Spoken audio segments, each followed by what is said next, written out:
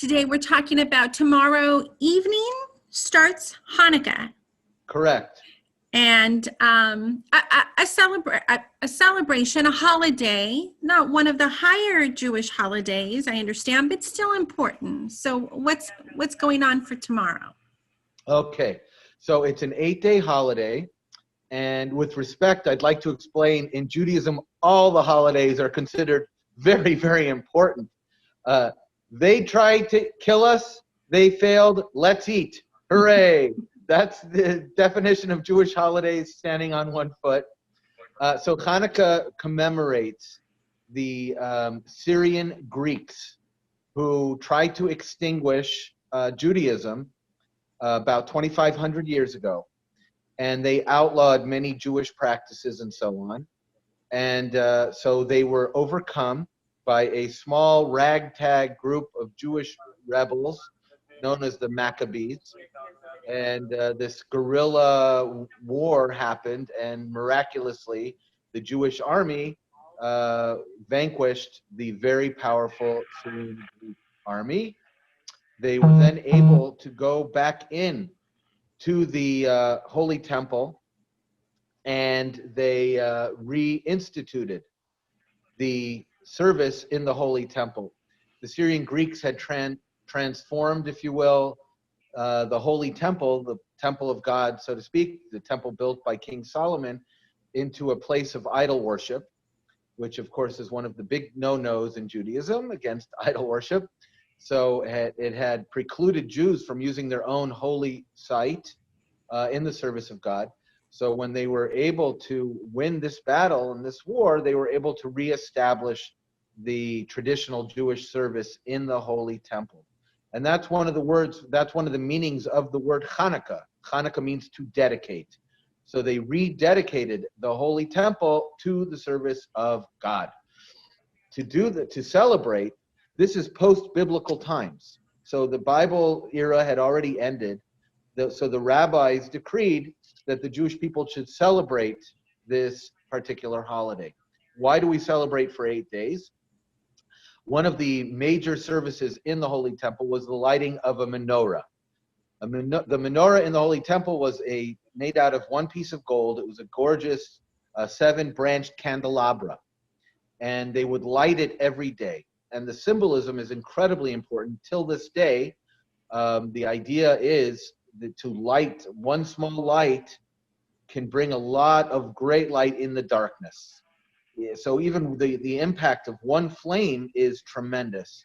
So the idea was that this Holy Temple was supposed to bring light to the world, which is a metaphor also of what we view each person's role, is to be a light unto the nations, to bring light to the world, to bring goodness and godliness to the world. And we shouldn't underestimate ourselves. Each individual flame has tremendous potential to light up his or her surroundings.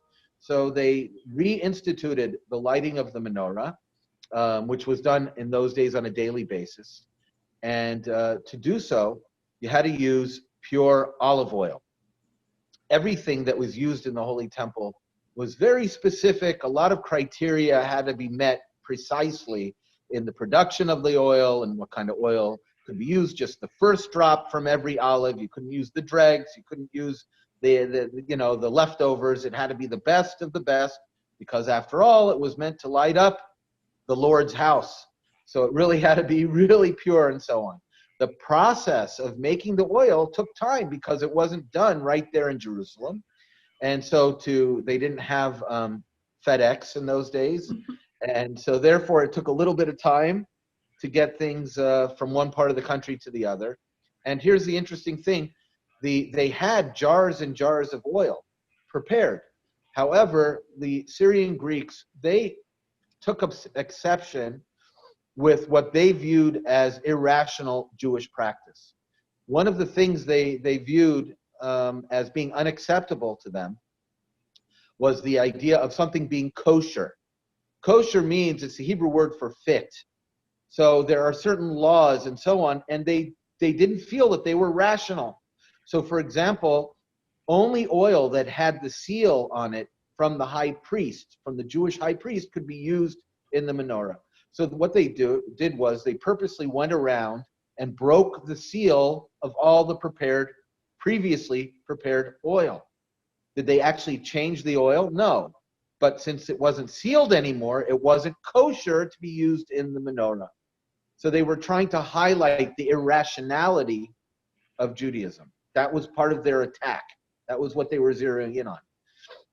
In the Jewish faith, we believe in God because of what we see, but there's certainly an element of faith involved as well. So we believe in a faith-based practice and so on, that sometimes we say we do things not because it makes sense to you or me, but because it makes sense to God, and God told us to do it. And this is what the Syrian Greeks were trying to attack and undermine.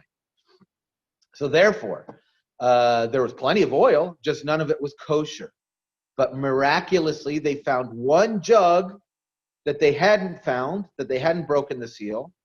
They put it into the menorah, and miraculously, instead of lasting 1 day, it lasted for 8 days. And that is why we celebrate for 8 days. These days, we don't light a menorah anymore because we don't have a menorah. That was from the Holy Temple. We light something called a Hanukkah. We still call it menorah, but it's a Hanukkah. It has, instead of 7 branches, it has 8 branches. 1 additional light each day of the holiday. So the first day we'll light 1 light, the second night 2, etc., till we get to the last night when we'll be lighting 8 candles. I have a little sample Hanukkah here. This is what we are giving out to anyone who wants one, by the way, as a gift from our community to everyone else. I don't know if you can see it, but we do it, and together with the candles, 44 candles are going to be, 144 candles, are going to be lit through the holiday, because there's also what's called the one that's above. This one is called the shamish. It's the one that's used to light the other candles. It's the servant candle. Other things associated with the holiday. So, for example, you might have heard of this. This is a beautiful custom. We have this thing. It's called a dreidel. It's a top, and it has 4 letters. You can't see it because of the color, and it's a little bit faded. But anyway, the 4 letters on the side stand for Nes Gadol Haya Sham, which means a great miracle happened there. And it's a thing that children play. There's a game associated with it. So they spin it and they play. And what do they bet? Because we have to make it interesting after all. So we use gelt. That's the Yiddish word for money. But with the children, we're not using real money. We're using chocolate coins. So everybody wins when you have chocolate involved. That's why I said it's a very high holiday. I mean, how can you have chocolate involved and not call it a high holiday? So it's gelt we have, and all these different little, in Yiddish it's called tchachkalach, all these little gifts and so on. What we're trying to do is we're trying to make sure that children are enjoying the holiday. Positive reinforcement works when they understand the beauty of the miracles that happened. When you bring it down to their level and you make them participatory in it, it has a great effect, and it lights up the light in the child. You can see the light go on. We have every year a family gathering and so on, and the stars of the show are always my grandchildren. They're playing the dreidel, and they're just so happy, and they're just enjoying it and so on. It's like when you light those lights, all the cares of the world kind of just dissipate, and all that's left is the beautiful glow of the lights and the family and thinking about God. What we're trying to do is bring Hanukkah to the people this year because of COVID. It's really a challenging situation. In years past, we've had these massive gatherings. There are 25 plus Chabad centers in San Diego, so all over the place, multiple gatherings. I mean, tens of thousands of people, all told, would be involved. And this year, it's a different challenge and a different set of circumstances. So what we are doing, our response is twofold. Number one, we're offering these Hanukkah in a box. So a do-it-yourself Hanukkah kit that has a menorah in it and has candles in it and has a dreidel, and some chocolate gelt, and it has a dreidel out of clay, like some arts and crafts projects for the kids and parents to do together and so on. Our second answer is we have designed specific programs for the COVID situation, which are COVID safe and allowed by the government. And what we're doing is two things. We are having, Chabad of Lacoste is having on Thursday night here in the Forum in Carlsbad, a drive-through Hanukkah experience. So we've created backdrops that people can drive by and learn something about the holiday, what's the holiday about, what it's commemorating, and so on, with some live music going on in the background. We actually have a very talented young fellow who happens to be my son-in-law, Rabbi Yossi Ruddle, who'll be playing the guitar and singing Hanukkah songs, very joyous, and we're going to light a giant menorah. That's number one. But the big daddy of them all this year, what we did was all the Chabad centers of San Diego got together, and we are going to have a concert, a Hanukkah drive-in concert, produced by the Concert in Your Cars people at the Del Mar Fairgrounds. On Monday night, 4:30, we're having a concert. We brought in an Israeli superstar, an amazing singer named Gad Elbaz. And he is going to be doing a live concert. So everyone, it's contactless. Everyone stays in their car. They have their ticket. They hold it up to the window. They get scanned. In they drive, park around the stage, and all the lights and all the music. And then we're going to do a giant menorah lighting thing. So it's COVID safe. It's allowed. And it's a way to celebrate. And we feel like, I feel like, you have a bottle of soda, and you shake it and you shake it and you shake it, and the bubbles, they're building inside. They just want to be released. And I feel that's humanity right now here because of this difficult situation. They've got all this energy. So we really had to think, how can we celebrate Hanukkah but keep everyone safe? Obviously, life takes precedence, and to be very, very careful and to follow all the rules. I mean, so this is what we came up with, a drive-in Hanukkah concert. And we think it's going to be really wonderful. And where can people go to get tickets or to get information about that event? Okay, so thank you. I'm glad you asked me about that. So we made a website for it. It's The San Diego Concert, all one word, thesanDiegoConcert.com.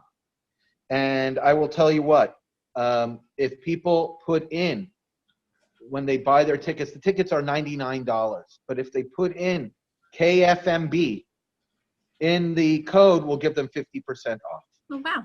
That's awesome. Because we appreciate, the interview and everything. So, yeah, we would like to offer that to the watchers of the show. Okay. Thank you so much. Is there anything else you wanted to say? Yes, I did. There's something very important that I want to say. Hanukkah, in many ways, I view it as a universal message. In other words, something everyone can buy into. And what I mean by that is, it's the idea of might doesn't necessarily make right. Sometimes right makes might. And the idea of freedom, a person being able to freely serve God in the way he or she chooses, is a really important thing. And that's really what Hanukkah is celebrating. The idea that the Syrian Greeks could not dictate to the Jewish people how to serve God, what was valid, what wasn't. That's our decision. And I think everyone should have freedom of conscience, especially in a religious sense. So what I would urge people to do is, especially in these dark times, light a light. In other words, everyone can be that source of light. Everyone can be a good person. Start by being kind to your neighbor and so on. This nation is horribly divided right now. And it starts with a grassroots effort of people being kind to each other. That's what I'm talking about. Light a light. And everyone should do it.